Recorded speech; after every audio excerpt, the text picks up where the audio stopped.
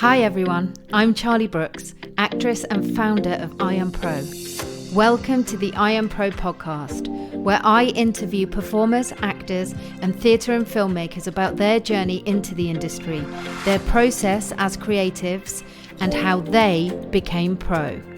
So sit back, enjoy, while I extract all of the juiciest information we need. Today, we embark on a journey through the captivating world of one of Hollywood's most versatile talents, David Gyasi. From beginning in London to gracing the screens of blockbuster hits and critically acclaimed dramas, David's career is a testament to dedication, passion, and an unwavering commitment to his craft. With each role, David brings authenticity, breathing life into characters that resonate long after the credits roll.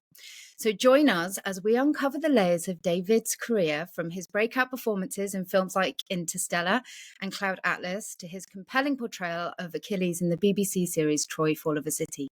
We're going to explore some of the challenges he might have faced, the triumphs he's celebrated, and all of the juicy secrets and tools that he has to be the performer he is today. So let's get ready to be inspired and enlightened as we unravel the actor that is David Gyasi. Hello. Hey, what an introduction. Thank you so much. That's all right. Welcome to IAMPRO. Thank Wow, you yeah. for being here. You all right? Thank you for having me. And can you just, I'm very good, thank you. I'm very good. I'm very good. I was just wondering if you could just introduce me for everything, like when I walk into a pub or what, a restaurant, just like be ahead and do that. That would be amazing. I can do that. You can just bring me around in your pocket if you want. Or you can just play this everywhere you go. Just say, put it on. Yeah. That's it. Yeah. So I always start these questions, David, with why acting? What is Mhm. your why? Where did it start? So I've told this story a few times actually. And I always say I don't really remember much about this, but when I was in nursery, I did a play, and my nursery nurse said to my parents, "You should take this young lad to a drama school." And my dad famously said, "To a what?" And she said, "A drama school." And he said, "I did not come to this country for my son to do concert." And then they sort of really separated me from the acting world. But what I do remember about that moment, so I don't really remember the play as such, but I remember the chance it was to like bit because I had to play this African chief. So he sort of reminded me of one of my uncles who I just remember like my uncles in my family and the women in my family, it's very sort of matriarchal. However, there was just a lot of power and a lot of authority. And I remembered being able to kind of put on this costume and hold this weight. So there must be something about disappearing into something else and a chance to explore another perspective that was awoken back then. But I remember being like very excited about that. A bit like when you do GCSE drama and then you can suddenly swear at school, and it's like that's amazing.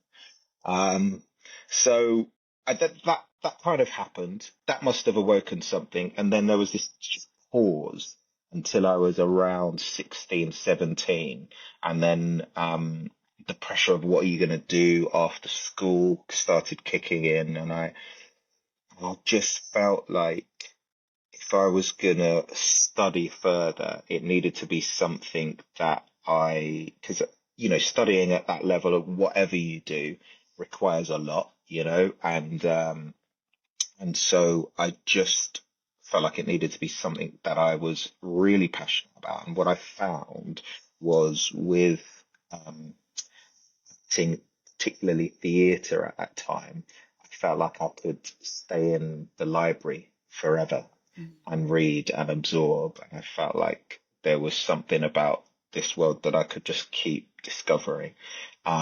So I would say the answer to your question as to why was to a certain extent.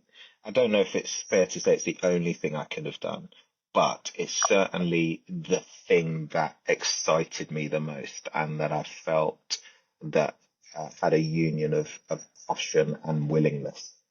So that's probably the one. So how did you persuade your dad? And did you need to persuade your dad to let you go into the university? Mm.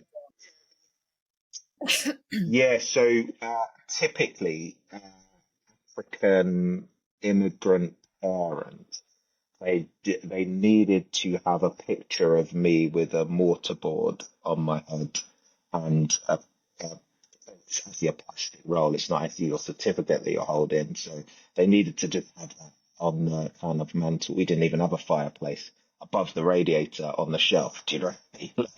So, so they just said, we don't care what you do. You just need to have a degree. It was really important to them.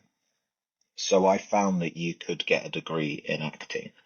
And so that was helpful that, I was going to the university to study. That was really helpful for everyone.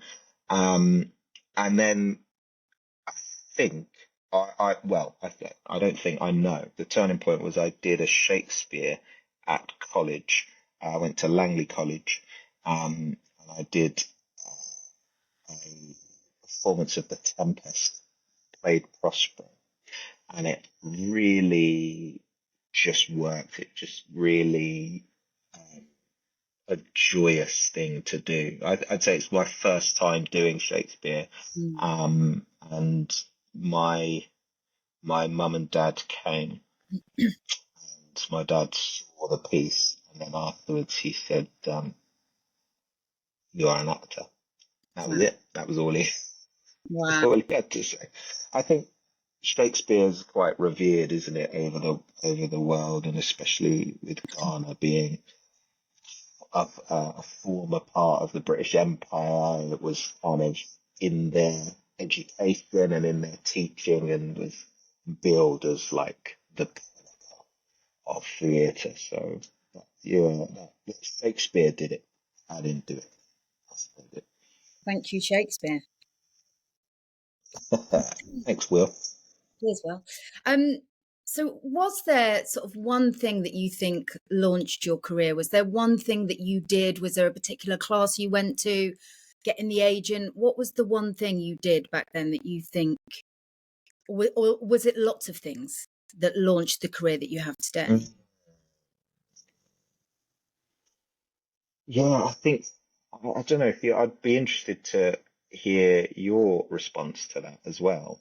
Okay. Um, because yeah, I'd love to hear that. I think for me, it's a combination of things. And when I was a lot younger, I had the opportunity to go into a regular series, which was uh, uh, I'm not going to say it actually, but it was a regular series. I don't know why I'm not going to say it, but I'm not going to say it. It's a regular series, and I felt at the time that it was if I was to go into that, and I'd not long been out of university, I felt like I would have been one of the more experienced actors there, and I felt like I needed to be around actors that I was going to learn from. And so I'd said no to that, and then ended up doing a piece of TV, like a sort of two-part special with uh, with Bill Patterson. And then I ended up going to Rwanda to shoot a film with John Hurt. And I think if I had said yes to that TV, I don't think I would have had those experiences. And like John Hurt, someone at the time who had done, I think, something like 125 films.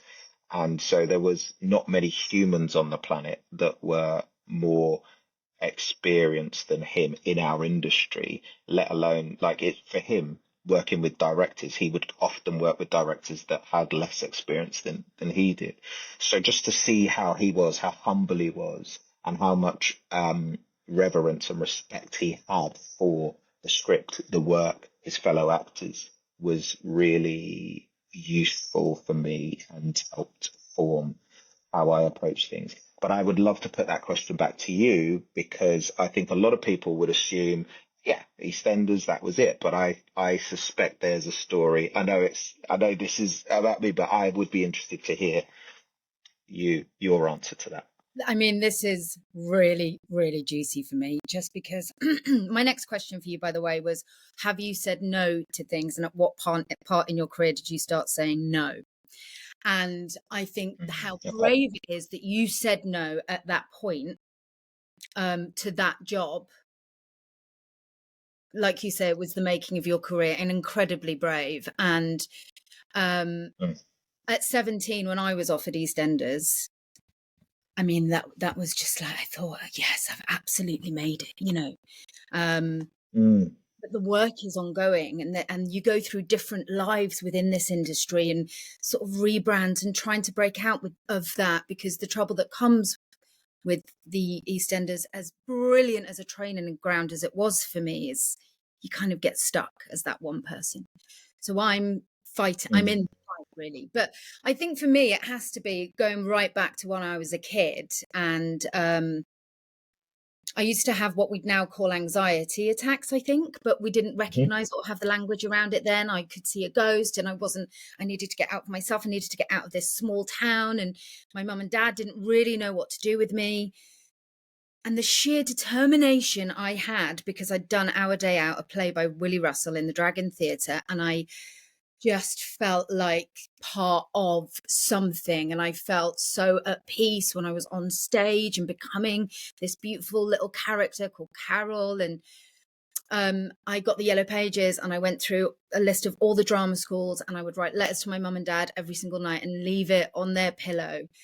And those actions that I took, and that determination and consistency, because it took me a couple of years to convince them that it wasn't a stage, to send me to a drama school in London.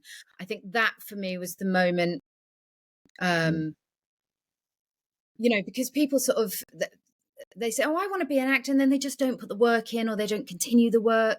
The work for me is ongoing. I'm constantly at different stages in my career, sort of fighting for different things, fighting to, you know, maybe become something different. But yeah, I think that, and then the opportunities that the drama school because I only went to drama school as a kid. I didn't go to one of the big ones, which I had. I mean, I talk about this all the time, but I had an insecurity for a long time around that, you know, which I've sort of slowly getting rid of. But yeah, I think that the determination of that kid, I would say. And I was doing like a play by night and EastEnders in the day. It was like full on. It was full on.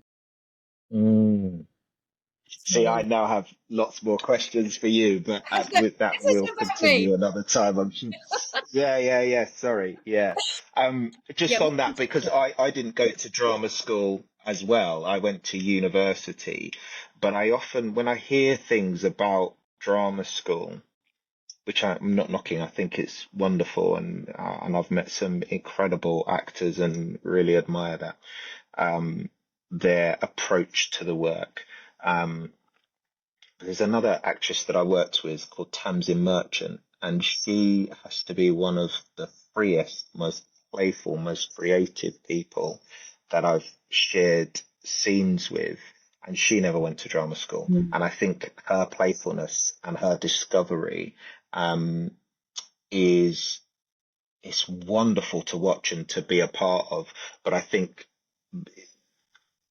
you could attribute a lot of that to the fact that she didn't go there. And I wonder myself if how I would have survived in that environment. I loved where I went because I was allowed to go and explore what my craft was, in a way, you know, take bits from different practitioners and also more international as well, like different forms like kabuki theater or mime or whatever, you know, just and lean in. So I appreciated that. But it's funny, you know, and I'm sure the more of these you do, you find that every single person just has a different pathway and a different route. Um, and so it's just about working out what we what works for us and not trying to follow what other people Yeah, do. Yeah. yeah. I got caught up on that should word for a really long time. Oh, I should be doing that, or I should have been doing, and it doesn't exist. And by doing these interviews, so much is revealed, and it's allowed me to trust my own process, Mm, which does feel freer, brilliant. and which is good. Talking of process, can you walk us through your process when you're Mm. preparing for a role? Yeah, it differs, depending on what the role is. But I would say what is a constant is something that I guess people would refer to as actioning, you know. Um, I think actioning works where you have an action for each word or sentence, and where people talk about major and minor objectives. I tend to, and again, this is what's so great about the university course that I did.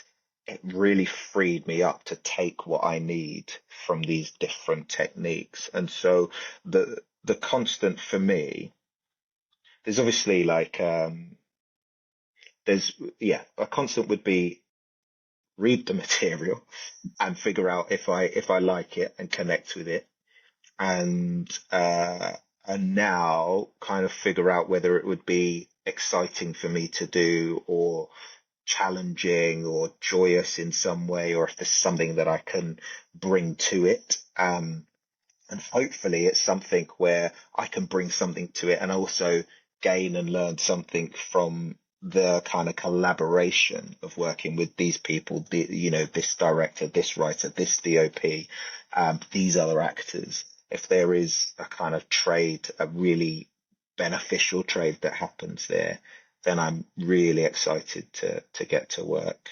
And then there will usually be a process of just trying to figure out who this person is, why they speak the way they do, why they walk the way they do, why they're in this profession, what brought them to where they are.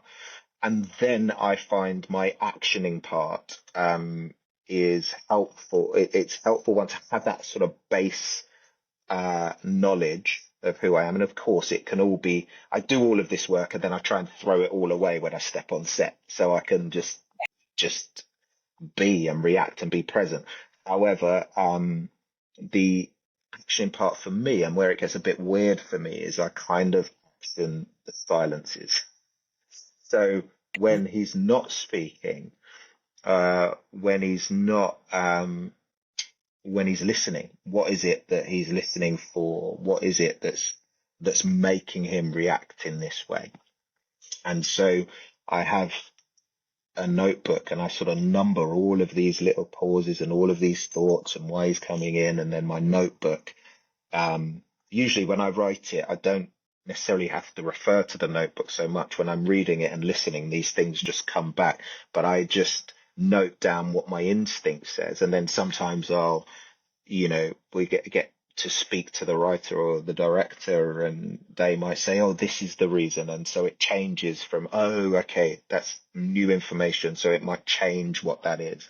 Or I'm working opposite someone and they say something or do something that then is like, oh, okay, that makes a difference. One example, I was filming a scene, and and the two actors that I was in the scene with, one of them came with himself, and almost his ego came in the room and took up more space than all of us. And in this particular scene, it's written clearly that uh, this character wants something from my character, and it's essential that his character's trying to get my character to this thing. I'm sort of trying to be vague to not give anything away, but I think it might be helpful to whoever watches this. And so what was written was, and the sort of stage directions of what was supposed to happen were really changing because this guy's ego was like, no, I wouldn't do that, or I don't think, and actually, can he not say that? Can he not say that to me? Can he say it to someone else? And all of this sort of stuff. And I'm thinking, there's so many other parts to what's happening in our show, and yet I get that you have this relationship with your ego, and you want to protect your character, but there's a bigger picture at play, and so I'm finding ways through it, trying to protect my character, trying to protect the story along with the director and the writer. And then there's this one point where uh, the actor just grabs my hand and won't, won't let go of my hand in this scene. And I'm thinking, there's lots of things I'm thinking at that moment. But it was written in a certain way, and I'm supposed to react and then say the lines. But where he's holding my hand, I just had to be free in that moment and just pause, and I could feel like the whole temperature in the room just freeze over, because people are thinking, what is David gonna do? What's he gonna do? And this actor's more experienced than me and whatever. And so I just have to just pin him, just look at him. And I just tense up my hand and I'm just looking at him. And eventually in the scene, he lets go of my hand and apologizes. And in that moment, I know it's off script, but in that moment, that power is then restored to where, where the writer intended it to be, and then continue on with the scene. And it's it's a funny thing, like, and I'm sorry to sort of bring the conversation about someone's ego, but maybe that's helpful in that, like, for young actors or experienced actors who might be watching this, and you do all of this work, and the idea is that we're able to work with other people. I don't know about you, but a big part of the reason that I got into the business as well, but a big part of my why is the collaborative nature of it. At my 100%. school, there was such kind of separate groups, like the sporty group or the academic group or the musos and whatever. And I found that our drama society was called BODS. It was whole operatic and dramatic society. That was where everyone could come together. And I suppose I would technically have been put in the sports camp, but we could all come together. And I really enjoyed that spirit of collaboration. And so some people can come in, you do all of this work, and some people can come in and they're almost disruptive to that. So how do you navigate that? And so what I would say is the preparation to know who you are and know, where your character sits within this piece is really helpful. And then you can do the dance and Yeah. sometimes even get away with that. I also realized that, this, like, I was speaking to one of the actors on it, and she was saying how, see, you're able to do that because you're a bloke that has a certain background and you can match him in that way. Whereas she had done a film with him previously and found it difficult because of a whole, this has gone in a Yeah, weird way, but hopefully it's helpful to no, someone. it's Yeah. fascinating. I mean, managing other people's egos is it's a challenge in itself, isn't it? But just Mm. knowing that you have to be ready to take on anything at any moment, really, it's important. Um, so, what do you think has been the most challenging role, and how have you overcome the challenge? Mm. Just trying to think. Um,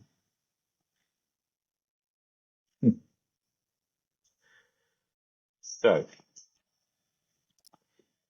let's have the conversation. Let's have it. Let's have it. Let's have it. Um, let's have it. So I grew up in an area, Charlie, that and at a time that didn't understand sexuality. Was like it was out and out homophobic, ridiculously so. Um, I also grew up in a church that was the same, and a part came across my desk that, and it was at a time where a part came across my desk and another part, and I was offered the two things. One of them had just won a BAFTA that year. I think the lead actress had won a with like best actress. Um, the the show had done well, and they were asking me to come in and play opposite her. So that's like the no-brainer one. That's the one you should do. And then this this show comes in, this script comes in called Man in an Orange Shirt, which essentially is a love story. A beautiful, beautiful love story that goes across generations.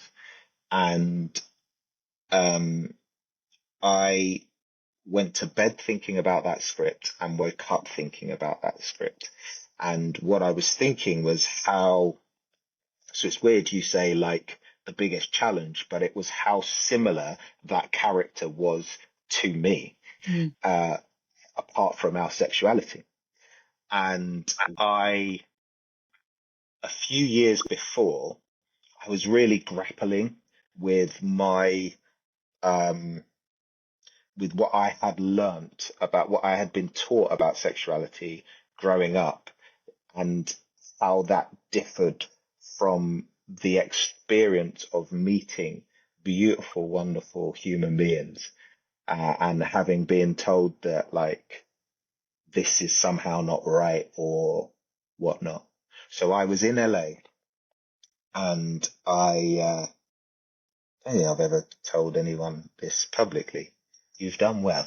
You've got it out. So I I woke up one morning and I used to run quite a lot then.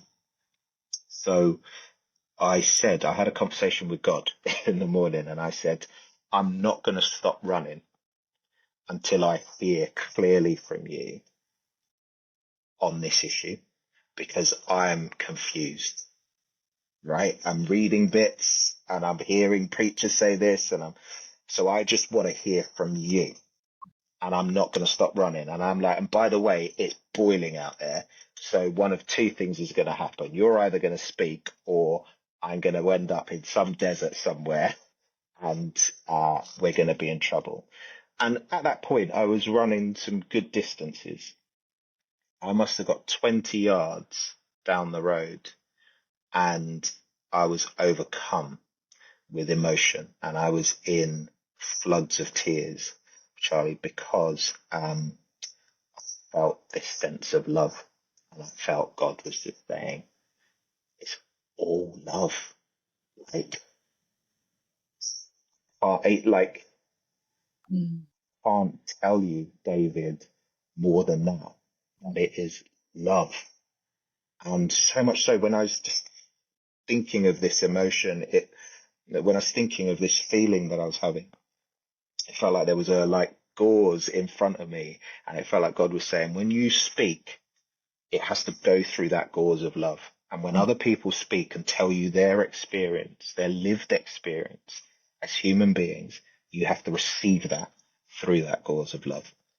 Um, so I would say it was probably one of the most transformative roles that I'd ever played, and probably the challenges in the personal. Mm. Wow, what a story. What a story. Amazing, isn't it, when we ask for some guidance and we get quiet, Mm, whether that is through prayer or through running. If we allow the answers to come, then they do, you know. Yeah. 20 yards. 20 yards. He acted quick, or she. Yeah, exactly. Yeah, um, probably she. But yeah.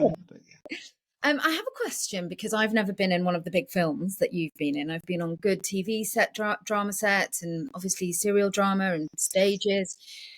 Do you have time to rehearse when you're doing the big films? Is there a rehearsal period before you go onto the set, or is it quite similar to how it is for a TV drama where a lot of it is done on the floor on the day? Yeah, it depends who you're working with, Mm. really, and depends, yeah, because you would have had that in some of the TV. There will be some directors who come in and kind of protect that time, don't they? And you do get to rehearse a little. Um, but I'm trying to think, on Annihilation, we had a whole separate day and perhaps week for different rehearsals with that. But I was only in that such a small bit, so it was a day for me. I just kind of came in and we Mm. rehearsed. Um, Other than that, they tend to be more sit down round a table, Great. discuss. Maybe we get it on its feet a little bit, Mm. but I've not really been on a film set where we do that. I would imagine Boiling Point would be one where they would Oh, yeah. absolutely rehearse because of the one shot nature of that, right? So, but yeah, it's saying that Maleficent, we filmed this one scene, which guess how many days for one scene? I One don't know. scene. Guess how many days? Read it. We shot a scene for 10 days. Wow. 10 days, yeah. I mean, it must have been, what, 50 seconds of film? 10 days. But it was a big dinner thing. And so that involved a lot of rehearsal to kind of, Okay. yeah, we probably had about 2 days rehearsal of that, yeah. Mm. I'm currently experiencing quite a lot of rejection, which is all part of the job. And it can feel brutal. Mm. Um, and I just wondered how you handle it. I mean, as an actor, I would imagine you've experienced some rejection in your career. And Mm-hmm. what, how do you sort of get through that and stay motivated? Mm. Yeah, well, I'm sorry that you're experiencing that. All part of the job, And babes. and I always it's part of the job, and I'm sort of I always think I genuinely am excited to see what will fill that gap Mm. of the stuff that's gone away for you. Um, Yeah. so that that tends to be my kind of starting point of like, okay, because I really thought that was the one.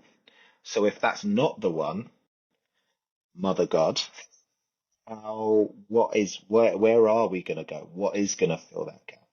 I tend to think that. Mm. And then sometimes you just need that little pick me up as well. Do you know what I mean? Because rejection. You just need just something, just Yeah. throw me a bone or Yeah. something, Yeah. you know. So I hope that is coming soon for you. Um, but yeah, I kind of see it as I remember when I first went to LA meeting an actor who he said uh, he was out there maybe like his second or third time, and we were doing what they used to call pilot season, which I think pilot season's really changed now because we can all tape Mm. online and stuff. But before, when we had to go out there and take our tom toms and rent our cars and drive around and meet everyone in the physical, loads of us had sort of paid to be out there for a month, and he had gone and booked his first job, his first meeting, booked it. And I was saying, that is incredible. That's amazing. And he said, yeah, I just think I say there's so many young actors that say, "Oh, I'd love the opportunity to play this role. I'd absolutely love it." And he said to me, I say to them, "Well, you've got it. You've got it for that 15 minutes, 5 minutes, 10 minutes that you're in there. You get to play that role. You Mm. might get called back and you get to play it a bit longer, or you don't." And I really don't know if this is helpful or not, but I really felt um, excited and empowered with that. Like, oh, I've got it for 5 minutes, or I've got it for 10 minutes or 20 minutes. That's amazing and that's wonderful. And I do that, and then I sort of let it go, and I try to let it go, waiting on a couple of things at the moment. And I did just send up a bit of a prayer this morning to say, I'd really like to do that one. I think that one would be really exciting. Yeah. But if not, I think in in short, I would say that the two things are what's going to fill that gap, what is going to come in and fill that gap, and I'm quite excited about what that might be. And two, I sort of am grateful for the chance to read and get to explore what my take on that role would be. So that's just about changing your perception on the role that you do get to play it. I love it. And, I love the Mm, mantra, rejection is God's protection. And if we had he or she on speed dial, like, listen, Charlie, you're not going to get that one, but if you just hold mm, fire, then this brilliant thing is going to happen mm. around the corner, So it's a deep Come trust, on. deep surrender Yeah. into that Yeah. quiet knowing. Uh, Mm, oh my God, I could mm. talk to you for hours and hours. Okay, I'm going to end on this quote. Likewise, we're up. Time's out. Like over 30 minutes. That's all right though. Um, Wow. I know it goes so quick, doesn't it? Um, Mhm. so let's end on advice for young aspiring actors today. What would you say to them? Well, there's lots of things that I'm sure we could both say actually. But maybe if we just go off of the last point, which there's something about that, rejection's God's protection, and there's something about when you say the deep knowing, Mm, and I think that is the quicker you can get to like believing in your ability and trusting your interpretation and your take on things, on I think the better we are as an audience for it, because actually, you know, uh Charlie Brooks's Hamlet is going to be very different to my Hamlet, mm, and I would love to see that. I would love to see that. mm. Um, and I'd love to appreciate that. But if Charlie's trying to be David Gyasi's Hamlet and David's trying to be Charlie's Hamlet, then I don't know how much value that Yeah. is. So like the quicker we can get to uh yeah, who we are as artists, and and maybe I don't know, maybe both of us are still getting there and we're still working it out, but at least that's the movement. Who am I and how do I interpret this stuff, and then release it. It's ongoing. The work is Yeah, yeah. ongoing. The excavation of self, the more we understand our own human behavior, the more we can add into the characters and the stories that we tell with, deep sort of integrity, I think. David, I feel like I've unraveled you a little bit and I'm definitely inspired. And I'm gonna get the man in an orange shirt to watch today. Mm. I'm very excited about that because that was a really moving story. Thank you for being here. And I hope that our paths cross one day. Likewise. Yeah. See you soon. Bye. See you. Thank you. Bye bye. Thanks for listening. If you enjoyed this episode, remember to hit the subscribe button. And for more information on IAMPRO, visit iampro.com or follow us on Insta @IAMPRO.